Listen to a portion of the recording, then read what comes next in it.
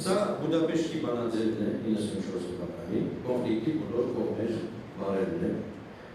Քանի որ բոլոր է ասվում, դրանի տակ ենթադրվում է, որ կա երրորդ կողմ։ Եթե երկուսը լինեին, երկուսի բոլոր չեն ասում։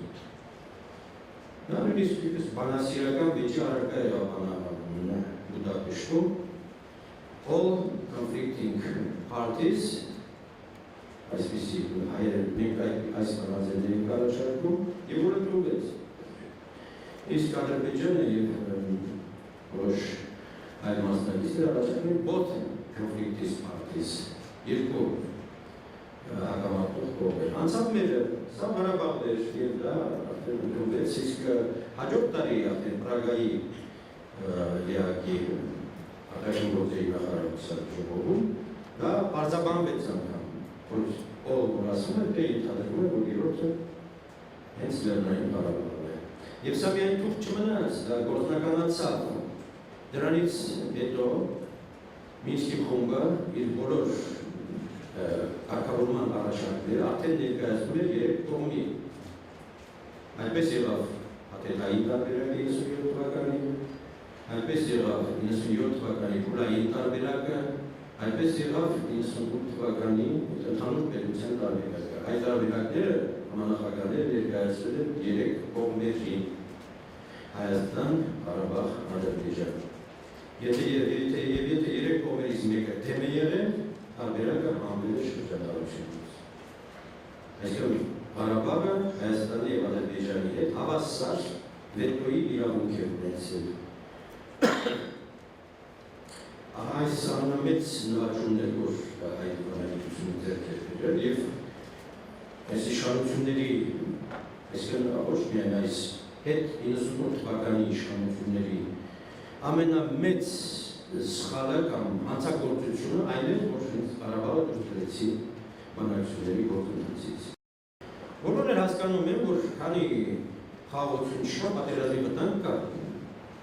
ընդհանրապես զինադադար է, խաղաղության համաձայնագրի չի կնքվել։ Ուրեմն սա նոր չէ, ես ասել եմ 97 թվականին պատերազմ թե խաղաղություն հետևողացող։ Դա պիտի միշտ նկար, ես մի սկզբունքային բան ասել, ինչի կուզեք հավատացեք, կուզեք ընդունեք, կուզեք մի ընդունեք։ Մի այսպես աքսիոմատիկ բան է արդեն երևույթ կա։ Որքան ժամանակը ձգվում է, այնքան Ղարաբաղի հարցի լուծումը իվնաս Հայաստանի է լինելու։ Իմ ընդդիմախոսները հակառակ տեսակի լինեին, ասում են ինչքան ձգվի, աշխարհը մի օր ստիպված հաշվի կնստի արդեն կատարված մասի հետ, ֆրանսերեն անկուտերնիկա, պետակոմպրի, արդեն իրականացած մասի հետ և կնդունի Ղարաբաղի անկախություն։ Ես ասում եմ ճիշտ է, եթե մեր ռեսուրսները բավարար են հասնելու այդ ժամանակին, բայց տեսնում ենք չեն բավարարում։ Մեր ժողովրդի թվականակը կիսվել է ընթացքում։ Մեր տնտեսությունը ահավոր քայլերով հետ է մնացել Ադրբեջանի տնտեսությունը։ 97 թվականին մենք գրեթե հավասար պետություններ էինք, և տնտեսական զորությամբ, և բանակի զորությամբ, այսօր դեպի համեմատենք։ Սա իմ համոզմունքն է, և եթե իմ արդիկ ինչ-որ բաներ են առաջարկում, որոնց մենք թշնամաբար ենք վերաբերում, չգիտեմ, միջնորդներ և այլն, նրանք ճիշտ բաներ են ասում։ Այո, առանց կոմպրոմիսի սրանց չի լուծվի մեկ։ Կոմպրոմիսը այո ցավ է, որոշ բաներից պիտի հրաժարվես, այս որոշ բան պիտի ստանաս։ Այո, որ ժամանակը երկար չի կարելի ձգել, որքան ձգվի, այնքան ավելի ծանր հետևանքներ են ունենալու Հայաստանի, հատկապես Հայաստանի համար։ Ցանկացած հաջորդ լուծում ավելի վատ է լինելու, քան նախորդ լուծումը, սա է իմ տված բանաձևերից մեկն է։ Եվ այդպես էլ կա մեր կետավաների կարգավորման ծրագրերի շարքը կտեսնենք, ցանկացած հաջորդ առաջարկը ավելի վատ է, քան նախորդ։ Եթե հույսեր ունեն աշխարհում, որ այս մարդը մտցելու է, հույսերը իդերեն են ելնելու։ Ես չեմ ուզում մանրամասնացնել, քիվեստից վարից առաջ ինձ հավատացնում էին ամերիկացի դեսպանները, որ սա Քոչարյանը ստորագրելու, ասում չի ստորագրելու։ Նույնիսկ գրած է եկականից է, ասի 10 տարի անցնելու այս իշխանությունը որևէ բան չի ստորագրելու։ Այդպես էլ եղավ։ Դա չստորագրեցի, ձեր ժամկետը լրացավ, գնացի, խեղճերը հանգիստ, բայց ոչ երկիր մնաց, ոչ էլ արդեն ասում հաջորդ նորմալ իշխանություններին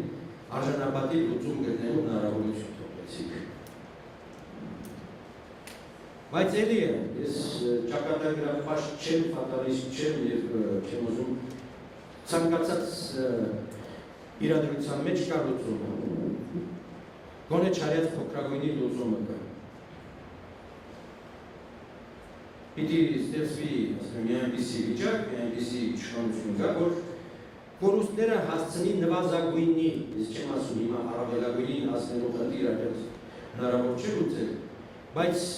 կորուստները հասցնել նվազագույնի, այս խնդիրը պիտի լուծի նոր իշխանությունը։ Դա էլի տերմին կա, damage control, այդպիսի բան վնասների վերահսկողության մի կառավարություն պիտի լինի, իշխանություն պիտի